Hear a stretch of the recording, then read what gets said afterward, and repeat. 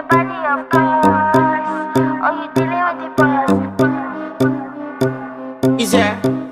So this is a little story time about the time where I had to go to a group home.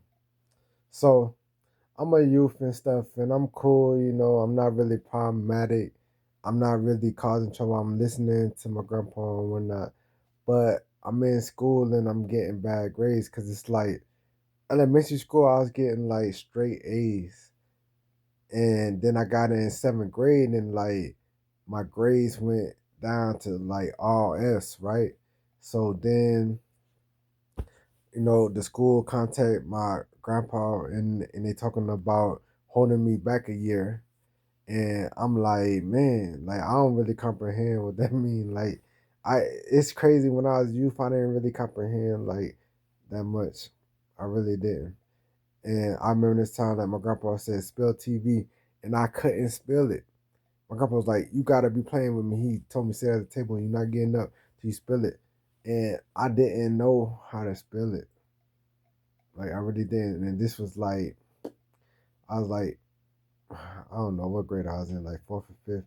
I didn't know how to spell it, so then he ended up spelling it out for me after like sitting at the table for like 3 hours. And so yeah, so um they didn't hold me back because I guess the school said like they couldn't hold me back. My grandpa was just trying to say like they need to hold me back because like I got all F's. And so they didn't hold me back.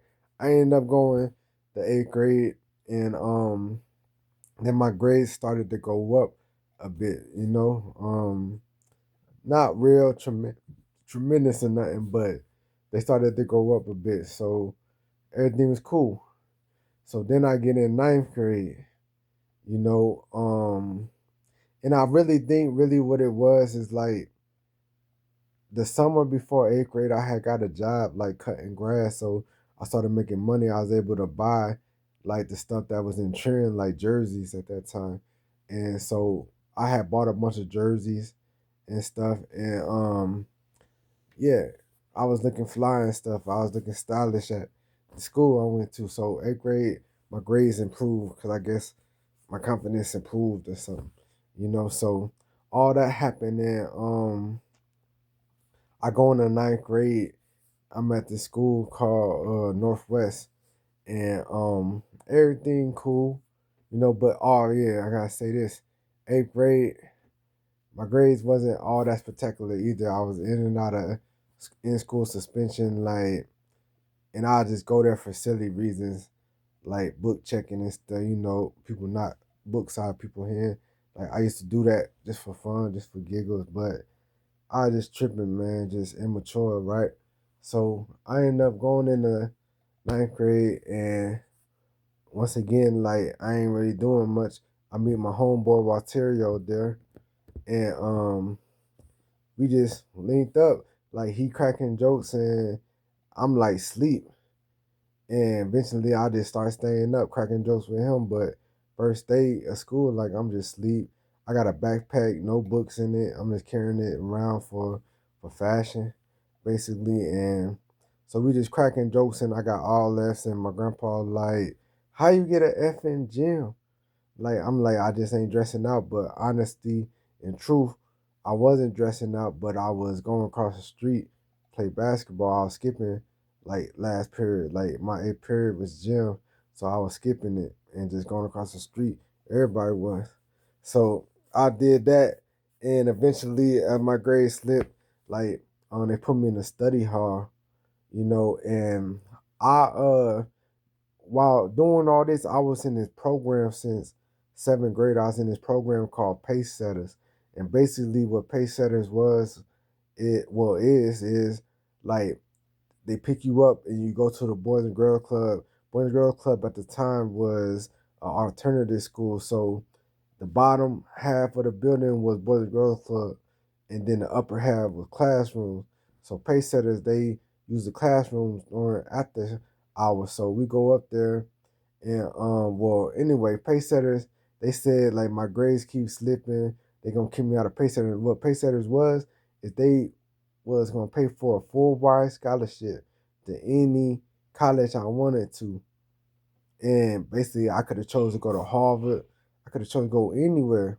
I just had to have like a 2.3 or 4 grade point average or something like that. And my average was like a one something. It was really low. So I ended up getting kicked out of pace setters eventually. And things is going downhill. So then, I'm in study hall and stuff, and this dude, my future friend, Keenan, he cracking jokes, and I'm in there asleep.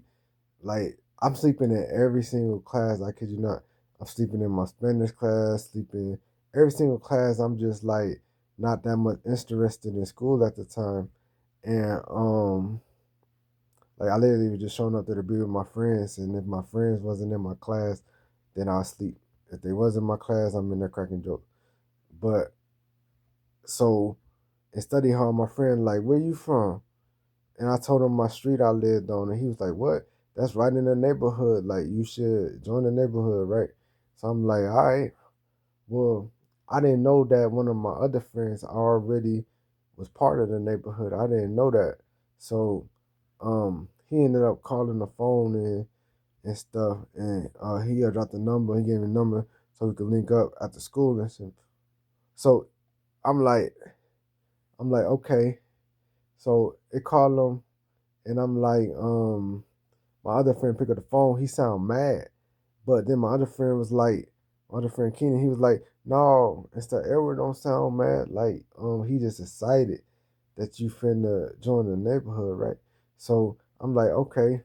And so he was like, you better be there. Like, it's in school, Belvedere School and stuff. We go there, you know what I'm saying? And yeah, and stuff. We go there, and that's how you join and stuff, right?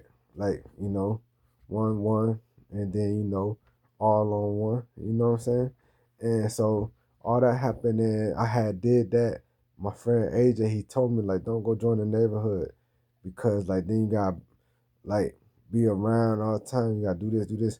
But I didn't care. Like some of my friends was already part of it, so I did it. So I ended up doing that. This is my ninth grade year, and then summertime hit, and I'm like getting a little worse. Like I'm like leaving the house like constantly, not really even staying at home. And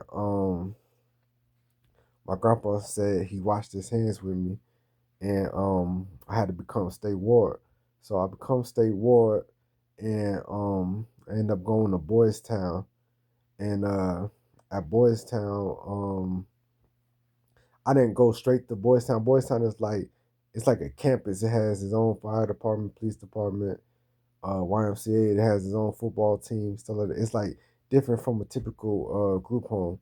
It's like a famous group home actually, and it's home base in Nebraska. So um, I go there, and well, before I go there, I went to the hospital and stuff, and went to this other group home, Sioux City, Iowa, and then eventually I ended up going to Boys Town. I went to Omaha Home for Boys too, but I ended up going to Boys Town, and basically like when I got the Boys Town, it was kind of different. Like all the different rules and stuff. Like I used to follow the rules, but these rules was a little bit different, and they was based off a point card system, and there was like 8 of us living there. I'll tell you about that a different day.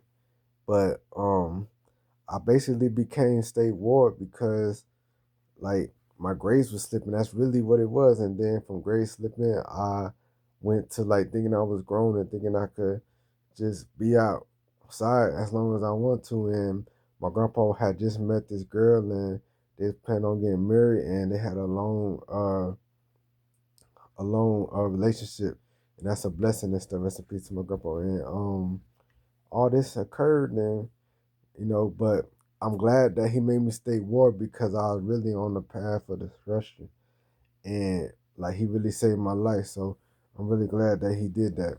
Peace, y'all.